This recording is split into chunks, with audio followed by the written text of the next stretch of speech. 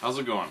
So I decided to make this video because I've got a 78 CJ5 behind me, and I ran across a great deal on some military tires, the 37 by 12.5 on 16.5 inch wheels. If you're looking at this video, you probably know that 16.5 inch wheels are pretty much becoming non-existent. It took me some time, but I was able to track down what I needed. I needed some 16.5 inch rims on the 5 on 5.5 lug pattern for my AMC 20 and my Dana 30 front. It took me some time, able to track them down. Paid $100 for the wheels, $400 for the tires. So by the time I'm done, I'm going to have some 37 inch tires. It's going to be pretty good. They're radials, so hopefully they're going to ride okay, even though the Jeep already rides like crap. You can see behind me, this is the finished product. This is the rim mounted. Now the video, what this is about, is trying to put on kind of like a bead holder for the tires, because the 16.5 inch rims, they don't have the bead guard like all the other rims do for some reason. So what I'm going to do today is I'm going to weld this 3/16 inch rod to the rim to be able to hold the bead onto the tire, so you can run at low tire pressures like 4 psi and stuff like that. I've already done one. In the background I've got one that's already finished. What I'm going to do in this video is basically from start to finish. I'm going to show you how to put the rod onto the tire or onto the rim, and basically clean it up, get it all prepped, mount the tire, get the tire on the rim and seated, and put it on the Jeep. So stay tuned. It's going to be a long video, but it'll be worth it. Okay, so the very first step you want to take when you're doing these, or really any wheel for that matter, is you always want to replace the valve stem. The easiest way I found to get them out is to just take a utility knife, cut the base of it just like that, pull it right out. It's trash, it's good to go. You want to make sure you take that out, especially because you're going to be welding in this area and stuff.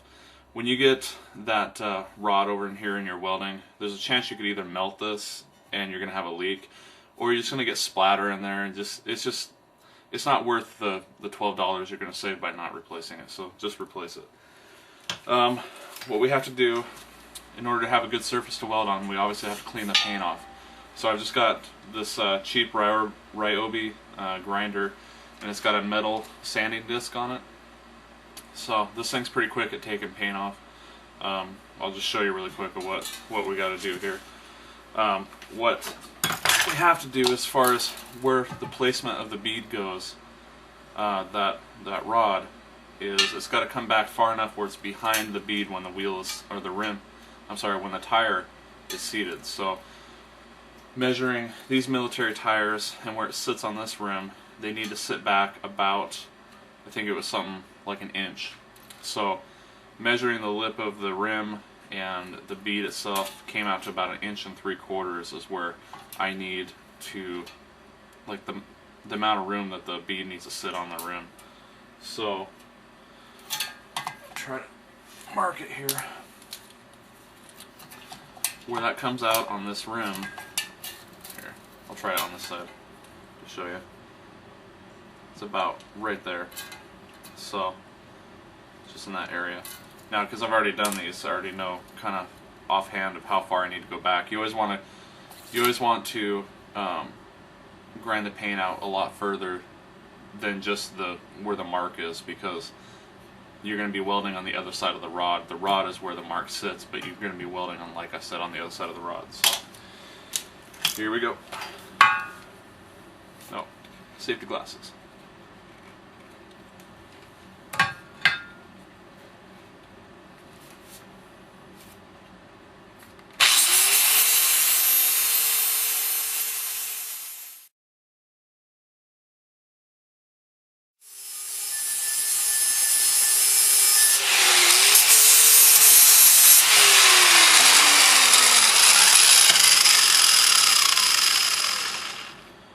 so I'm going to continue to do this around the entire rim on both sides.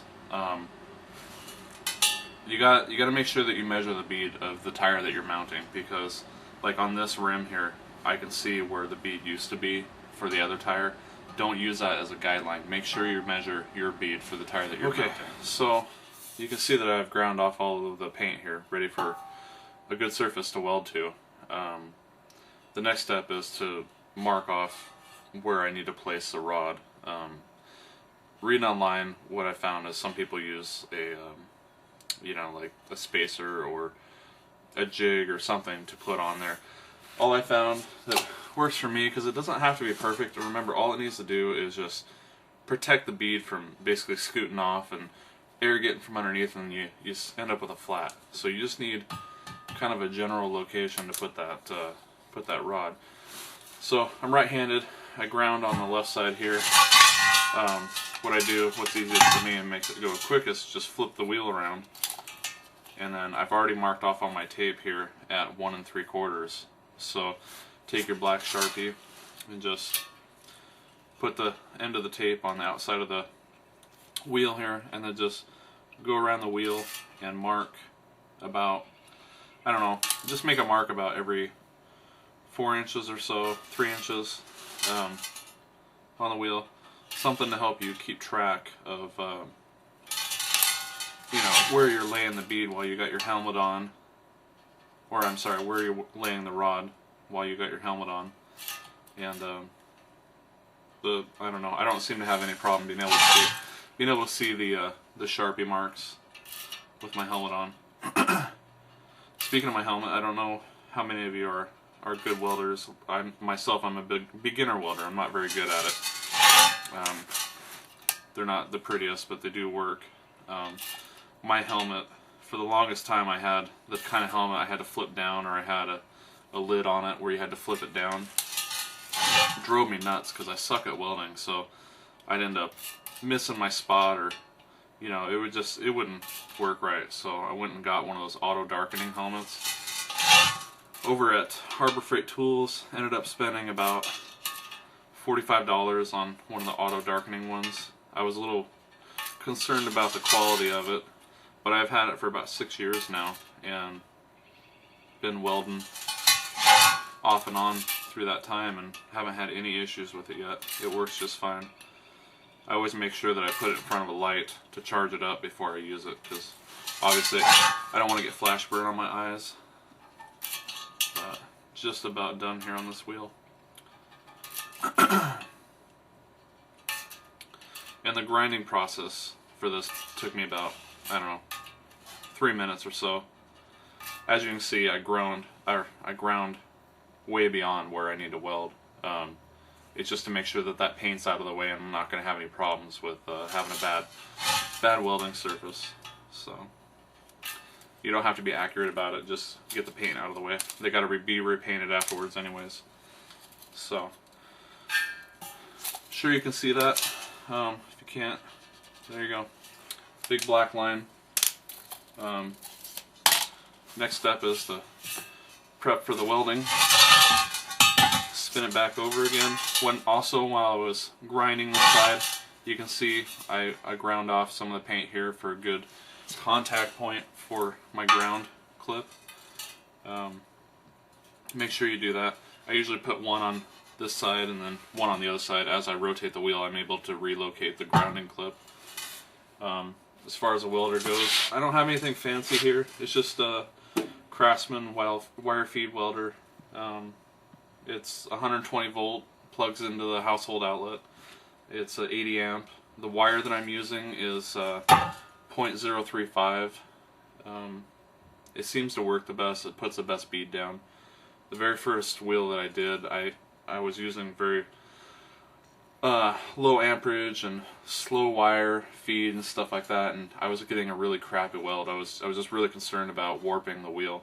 The wheel is also 3/16 of an inch thick, just like the rod is, and it'll take the heat. Just don't do a long continuous bead. Don't do the whole wheel at once, because you will warp the wheel. You'll see what I normally do is I kind of space them out about 1 every 2 inches. You know, I spot weld, and that gets the wire down, and then I go back and I do a few, just kind of go back and forth. I'll show you. So what I'm going to do now is just get ready for welding here. And my welder doesn't have a wire speed on it. It's just got a high and low range for the speed. It's also got a high and low power level. I've got the wire speed on high, and I've also got the power level on high. So it's as hot as it'll get, and that's what's giving me the best results. So all I do is I just kind of hold this here, and then just kind of tack it in place, and then I just start wrapping it around.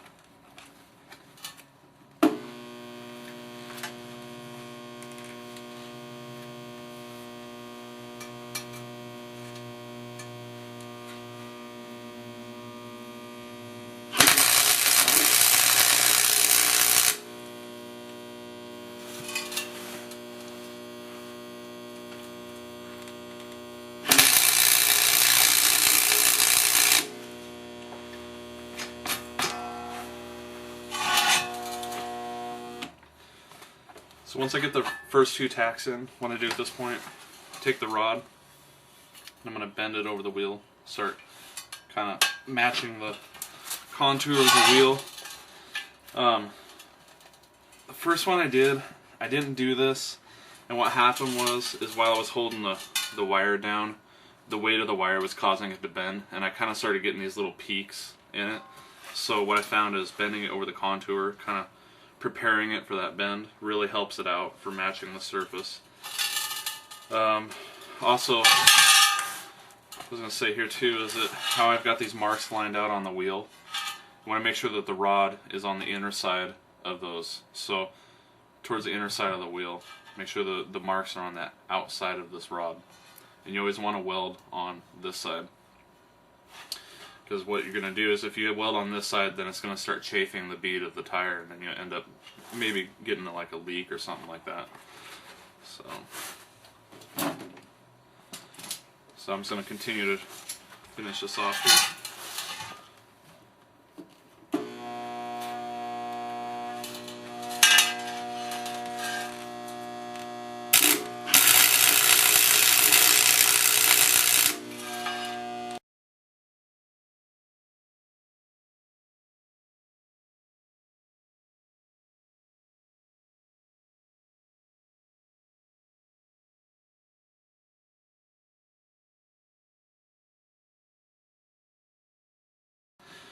I did the rest of the welds, and I've brought it all the way down around to the back side here.